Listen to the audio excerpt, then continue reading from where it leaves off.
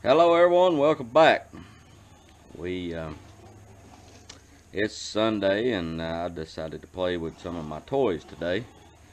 Uh, I guess everybody has a hobby, and one of my hobbies is playing with these antique engines. Now, we've got a couple of them, and kind of how I got into it. My grandpa ran a grist mill with a lot larger sized engine than this one, but we have several of them. I have several of them. My dad has a few, but they've, some of them been in the family. This one isn't. I bought this one and two just like it, which I've yet to get put back together to run. This one was seized up, been sitting for a long time, but it's actually a pretty good engine, and we've got it together. It's a McCormick Darren Type M, built by International Harvester, and this one is a 1926 model. It's a 1.5 horsepower. Yeah, but they kind of the teens, 20s, and 30s. These were popular on farms. A lot of farms were, of course, off the grid, if you will, and they used them for various things. The way these worked was, of course, when the engine's running, these flywheels turn, and they'd put a flat belt pulley on them, and similar to a baler belt, if you're familiar with a round baler belt, but and then they would pull various things: corn shellers, cream separators, milkers, water pumps, but they were used for various chores on the farm.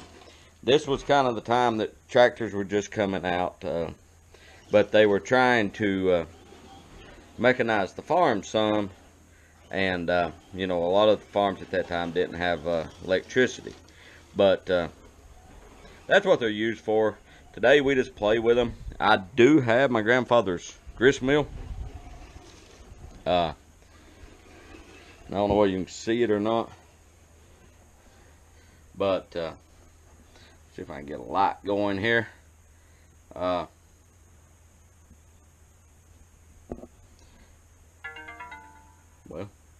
phone's doing all kinds of crazy things, but that's grist mill, and you can see here's a flat belt pulley that turns it, and there's the belt. And of course, this would grind corn or wheat or corn into meal, and corn meal, and wheat into flour or whatever. And got a few of those little odds and ends around. But my goal was to eventually hook it back up. I just never gotten around to it. I do have, here's another engine.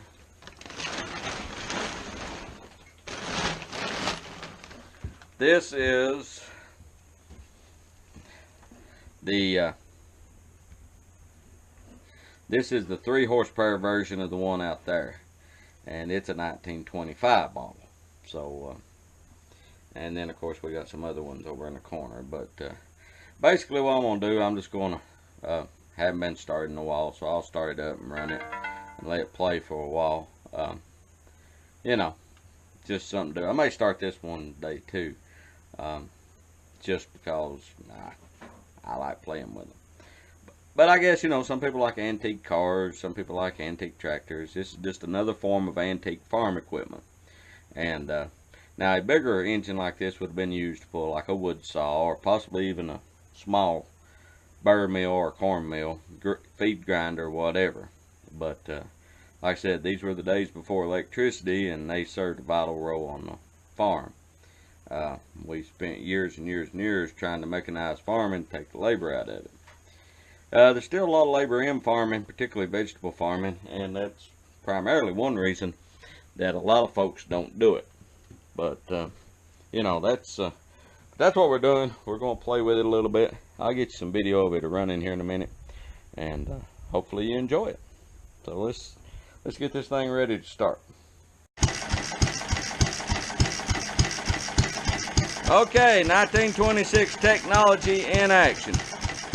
As you can see, it's just it's a mobile power unit, it's what it is. And as times went on and post-war, things went to more of a 4-cylinder type power unit, where they basically take a tractor engine and put a clutch on the back of it for belt-driven stuff, because there's a lot of belt-driven, flat belt farm equipment still out and about.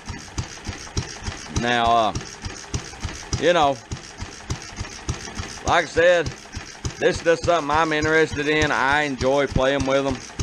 Just one day I may start working a few of them just to have something to do. We take some of them around to some of the harvest days and the fall festivals and the old time days and various other things. But what I'm doing, I'm just basically giving it its exercise. I think I'm going to scoot the 3 horsepower around up there and start it. If it'll start. It can be cantankerous sometimes. But that engine has not been run since October of last year. And it was pretty neat to buy it. It was, a piston was stuck in it. Tear it down, rebuild it, put it together. It's pretty satisfying to hear it start for the first time. You know, it may have been 50 or 60 years since that engine had been run. But makes you wonder what farm it was on, all that good stuff. But it's pretty neat. I mean, you know, farming technologies came a long way. But I'll see if I can get the 3 horsepower started. Okay, so we've played enough, so I've decided to quit. I did start that one. I think it's got some old fuel in it. Didn't want to run right. I just didn't feel like monkeying with it much more. I'm going to let them sit here and cool off. You can see I drained the water out of that. But yeah, that's just something I like to play with. Hope you enjoyed it. This week we'll be picking corn, possibly some broccoli and cabbage. We're getting close on a lot of things, so if you like what we're doing, please subscribe. If see a video you like, comment, let us know what you think, and we will talk to you guys later. Everybody have a good day. Talk to you later.